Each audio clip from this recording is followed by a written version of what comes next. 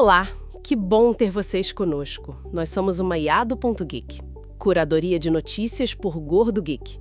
Hoje é 1º de junho de 2025 e hoje a gente vai mergulhar fundo numa história fascinante, eu diria, a do projeto Loon, da Alphabet, a empresa mãe do Google. Aquela ideia super ambiciosa, né, de usar balões estratosféricos para levar a internet onde não tem. Vamos explorar tudo, como começou, os desafios, por que parou e o que ficou disso tudo. A gente se baseou em vários vídeos, artigos, documentos para montar esse panorama. É uma história e tanto, né? Porque toca num ponto crucial, a conectividade global. Lá por 2013, quando anunciaram, a gente falava que, quase 2/3 do mundo não tinham acesso à internet. Era muita gente desconectada. Muita gente mesmo. E conectar todo mundo com fibra, com torre. Imagina o custo, a dificuldade em áreas remotas, montanhas, florestas. Daí surgem essas ideias um tanto lunáticas, né? Para tentar resolver isso de um jeito diferente. Exato. O nome já entregava a ousadia, né? Um trocadilho com o Balloon e o Lunatec. Começou lá em 2011, escondidinho no Google X, o laboratório deles para ideias mais fora da caixa. O objetivo era claro, internet 4G para zona rural, áreas isoladas e também, muito importante, para resposta rápida em desastres naturais. Isso. E a sacada era ir para a estratosfera, uns 20 quilômetros de altitude. Bem alto. Muito alto. Acima das nuvens, da chuva, dos aviões comerciais. A ideia era que lá de cima um balão cobriria uma área enorme, sabe? Sem precisar instalar nada fisicamente no chão, que é um mais caro e demorado. Faz sentido. E como eram esses balões? Eu vi umas imagens, pareciam gigantes. Eram do tamanho de uma quadra de tênis, feitos de polietileno bem fino, mas resistente. Inflados com hélio para subir e, claro, carregavam painéis solares para gerar energia e toda a eletrônica. Antenas 4G, LTE, basicamente transformando o balão numa torre de celular voadora. Uma torre de celular voadora. Gostei disso. E a cobertura era impressionante. Falavam em algo entre 5.000 e 11.000 quilômetros quadrados por balão, ou um raio de uns 80 quilômetros. Nossa. E a velocidade? Chegava a ser boa? Olha, os relatos variavam, mas mencionavam coisas como 15 megabits, às vezes até 40 megabits. Para quem não tem nada ou tem uma conexão muito ruim, já era uma revolução, né? Com certeza. Mas aí vem a pergunta. Como eles ficavam parados lá em cima? Quer dizer, o vento na estratosfera não leva eles embora. Como manter a cobertura num lugar específico? Essa é a parte genial da engenharia deles. Eles não ficavam parados, eles navegavam. Usavam um sistema bem esperto, que eles chamavam de HANS. Basicamente era um balão menor, um balão de ar, dentro do balão principal de hélio. Um balão dentro do balão. Isso. Controlando a quantidade de ar nesse balão interno, eles conseguiam ajustar a densidade geral do balão principal e assim subir ou descer alguns quilômetros na estratosfera. E em diferentes altitudes, os ventos sopram em direções e velocidades diferentes. Entendi. Então eles subiam e desciam para pegar carona no vento certo. Exatamente. E aí entrava muita inteligência artificial e machine learning. Os algoritmos previam os ventos e calculavam as trajetórias para manter os balões mais ou menos sobre a área-alvo, trabalhando juntos, formando uma rede coordenada lá em cima. Uau! Esse balão podia retransmitir para outros balões próximos, criando uma cadeia, até finalmente mandar o sinal de volta para a antena do usuário no chão. Parece coisa de filme mesmo. Mas imagino que o começo não foi fácil. Li que os primeiros balões, não duravam muito. Estourando na altitude, essas coisas. Nossa, sim. Os primeiros relatos eram de balões durando 1 ou 2 dias no máximo. Era nerve-wracking, como eles diziam, de dar nos nervos. A meta que eles colocaram de 100 dias de voo contínuo parecia quase impossível na época. E como eles superaram isso? Foi só melhorando o material. Foi muito mais que isso. Foi uma pesquisa obsessiva por falhas. Eles contam que chegaram a analisar, veja só, embalagens de salgadinho, de comida congelada, até camisinhas. Tudo para entender como materiais finos poderiam ter microfuros ou pontos fracos que causavam vazamentos lentos de hélio na altitude extrema. Que loucura! Buscaram inspiração em todo lugar. Totalmente. E deu certo, né? Com o tempo, foram entendendo os modos de falha, melhorando o design, o material, o controle de qualidade, e aí começaram a bater recordes. Chegaram a ter balões voando por 173 dias seguidos. Impressionante a evolução. E outra coisa importante foi a mudança na tecnologia de comunicação. No começo, pensaram em usar o Wi-Fi, mas logo viram que para integrar com as operadoras de celular existentes, o ideal era usar o padrão LTE, o 4G. Isso facilitaria muito a conexão para os usuários finais que usariam seus próprios celulares. Faz todo sentido. E eles fizeram testes em muitos lugares, né? Lembro da Nova Zelândia sendo um dos primeiros locais. Sim, os primeiros testes com moradores foram lá, na Ilha Sul. Depois teve nos Estados Unidos, Sri Lanka, Chile, uma operação bem global. E no Brasil? Isso eu lembro bem. Foi em 2014, lá no Piauí, em Campo Maior, Teresina. Exato. Fizeram uma parceria com a Vivo e a Telebrás, se não me engano. E foi marcante porque conectaram uma escola rural, a Escola Municipal Linoca Gaioso Castelo Branco. Foi a primeira vez que tiveram acesso à internet lá. Que legal! E por que escolheram o Brasil, especificamente o Piauí? Bom, tinha alguns motivos. Um era testar o sistema em condições climáticas mais extremas, tipo o calor equatorial, ver como os balões se comportavam. E também avaliar a viabilidade do modelo em áreas rurais brasileiras, que eram um alvo potencial para o serviço. Testar em diferentes geografias e climas era parte essencial da estratégia para ver se dava para escalar globalmente. Entendi. E além dos testes, teve aplicação prática em momentos críticos, né? Como em desastres. Sim, esse talvez tenha sido um dos pontos mais fortes e promissores do LUM. Em 2017, depois do furacão Maria devastar Porto Rico e derrubar quase toda a comunicação, Lembro disso, foi terrível. o LUM conseguiu colocar balões sobre a ilha em questão de semanas, em parceria com operadoras locais, e restaurou conectividade para milhares de pessoas. Foi vital para a coordenação do socorro, para as pessoas falarem com familiares. E teve no Peru também, né? E assim, em 2019, durante umas enchentes muito fortes, de novo, conseguiram levar a conexão para áreas afetadas rapidamente. Essa capacidade de implantação rápida, sem depender de infraestrutura no chão, que pode ter sido destruída, era um diferencial enorme. Mostrava um potencial humanitário incrível. Sem dúvida, era a promessa de poder restabelecer a comunicação, que é essencial, muito mais rápido depois de um desastre. Isso salva vidas, acelera a recuperação econômica, era um argumento poderoso para o projeto. E as coisas pareciam estar indo bem, né? O LUM virou uma empresa separada dentro da Alphabet em 2018. E em 2020 eles lançaram o primeiro serviço comercial mesmo, lá no Quênia, em parceria com a Telcom Quênia. Sim, foi um marco importante. Cobriram uma área de uns 50 mil quilômetros quadrados no centro e oeste do Quênia, usando uma frota de uns 35 balões mais ou menos. Parecia que finalmente o modelo de negócio ia decolar. Pois é, parecia.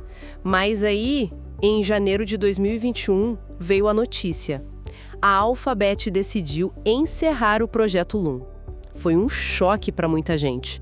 O que aconteceu? Por que desistiram depois de tanto investimento e progresso? Foi uma decisão difícil, com certeza. Mas, no fundo, o motivo principal foi a inviabilidade comercial a longo prazo. Simplificando, custava caro demais. Mais caro do que eles esperavam? Muito mais. As estimativas que saíram na época falavam em custos operacionais na casa dos 100 milhões de dólares por ano. Para manter a frota voando, lançando novos balões, monitorando, era um custo fixo altíssimo. 100 milhões por ano? Uau! E tinha a questão da durabilidade dos balões. Mesmo com todas as melhorias, eles ainda duravam em média uns 4 ou 5 meses antes de precisarem ser substituídos. Isso significa um ciclo constante de fabricação, lançamento e recuperação de balões. Uma logística cara e complexa. Entendi. A tecnologia era incrível, mas a operação era muito custosa. Exatamente. A tecnologia não conseguiu baratear na velocidade necessária para tornar o serviço competitivo ou sustentável financeiramente. E, ao mesmo tempo, as operadoras de telecomunicações, que seriam os clientes principais do LUM, ainda viam a infraestrutura tradicional, como torres de celular, como uma opção mais segura e, em muitos casos, cada vez mais barata, especialmente com o avanço do 4G e a chegada do 5G. Havia um certo ceticismo delas, então. Um pouco, sim, e também desafios regulatórios. Imagina ter que negociar permissão para sobrevoar dezenas de países com esses balões gigantes. Era um pesadelo burocrático e geopolítico. Verdade, não tinha pensado nisso. Permissão de espaço aéreo. E para complicar, a concorrência começou a apertar de outro lado. Os satélites de baixa órbita, ou LEO, projetos como o Starlink, da SpaceX, começaram a ganhar tração, prometendo internet de alta velocidade vinda do espaço, cobrindo o globo todo. Era uma abordagem diferente, mas competindo pelo mesmo mercado. Starlink realmente mudou o jogo, né? Mudou. E por fim, o próprio mercado que o Loon queria atender estava mudando. A conectividade móvel terrestre avançou mais rápido do que talvez se imaginava lá em 2011 em algumas regiões, diminuindo um pouco o tamanho daquela fatia de totalmente desconectados. A conta simplesmente não fechou para a Alphabet. Uma pena. Depois de tanto esforço, e ainda tiveram uns incidentes meio bizarros, né? Queda de balão, gente achando que era OVNI. Ah, sim. Isso faz parte de operar algo tão diferente na atmosfera. Teve queda na Austrália, mas parece que foi confusão com um telescópio da NASA na época. Teve um incidente na reserva Navajo, nos Estados Unidos, que provavelmente era Loon. E teve um caso famoso na Colômbia que realmente causou um burburinho sobre OVNIs, até confirmarem que era um balão do projeto. Imagina o susto do pessoal. Pois é, e levantava questões sobre segurança aérea, né? Embora eles voassem muito acima dos aviões, sempre existia a preocupação com falhas com o balão descendo descontrolado ou a falta de transponders como os de aviões em alguns momentos. Eram desafios de percepção pública e segurança. Ok, então, recapitulando, o Loon foi essa visão audaciosa, superou desafios técnicos incríveis, provou que a tecnologia funcionava, ajudou em desastres, mas no final, a questão econômica, os custos altos e a dificuldade de escalar tornaram o projeto inviável comercialmente. Seria esse o fim da história? Um sonho que não deu certo? Bom, sim e não. O projeto Loon, como tal, acabou. Mas o que é fascinante, e isso acontece muito em projetos de P&D ambiciosos, é o legado tecnológico que ele deixou. As coisas que eles tiveram que inventar para fazer o Loon funcionar. Como assim? Para que os balões pudessem se comunicar entre si de forma confiável, com alta velocidade, mesmo se movendo e estando a dezenas de quilômetros de distância, eles desenvolveram sistemas de comunicação óptica sem fio, o chamado FSOC, Free Space Optical Communication, muito avançados. Precisavam de um alinhamento extremamente preciso dos feixes de luz entre os balões. Comunicação por feixe de luz. Exato. E essa tecnologia específica, nascida da necessidade do Loon, não morreu com ele. Ela foi a base para um outro projeto que surgiu dos escombros do Loon, o projeto Tara. Ah, o Tara, eu ouvi falar. É aquela ideia de usar esses feixes de luz tipo uma fibra ótica sem fio, para conectar pontos em terra, né? Passando por cima de rios, terrenos difíceis, onde passar um cabo seria complicado ou carro demais. Exatamente isso. O Tara usa essencialmente a mesma tecnologia de comunicação ótica e os sistemas de alinhamento de precisão que foram desenvolvidos para o Loon. Só que agora, em vez de conectar balões voando, conecta torres ou prédios fixos no chão. E funciona bem? Qual a capacidade disso? Tipo até 20 gigabits por segundo, a distâncias de até 20 quilômetros. É uma alternativa rápida e bem mais barata que a fibra para superar certos obstáculos geográficos. Claro, tem limitações. Precisa de linha de visão direta entre os pontos e pode ser afetado por condições climáticas muito ruins, como neblina densa. Mas parece promissor. E o Tara ainda existe? Sim, o Tara continuou, ganhou vida própria e em março de 2025 se tornou uma empresa independente também, fora do guarda-chuva direto do Google Alphabet. Já está operacional em uns 12 países, como Índia, Quênia, Fiji. Que legal! Deles conectando Brazzaville e Kinshasa, duas capitais separadas pelo rio Congo, onde passar fibra seria caríssimo, dizem que transmitiram mais de 700 terabytes de dados por ali em poucos dias. E continuam inovando. Desenvolveram um novo chip fotônico para tornar os terminais menores e mais baratos. Então é um legado bem concreto do Loon, uma tecnologia que nasceu para balões e achou um novo propósito em terra. Exato. É um caminho diferente do Starlink, que usa satélites. O Tara foca nessas conexões terrestres ponto a ponto, de alta capacidade. E essa ideia geral de usar a estratosfera para conectividade não morreu totalmente. Tem outros conceitos como os HAPS, High Altitude Platform Stations. HAPS. É. A SoftBank, por exemplo, tem projetos com aeronaves não tripuladas, tipo drones gigantes movidos a energia solar, que ficariam voando por meses na estratosfera, funcionando como cell sites voadores. Não são balões, mas a ideia de explorar aquela camada da atmosfera para telecomunicações continua viva. Entendi. Então, para a gente amarrar tudo isso, o projeto Loon foi uma jornada incrível, cheia de inovação, com o objetivo nobre de conectar o mundo. Enfrentou desafios técnicos gigantescos, superou muitos deles, mas esbarrou na dura realidade econômica. Não deu certo como negócio. Exatamente.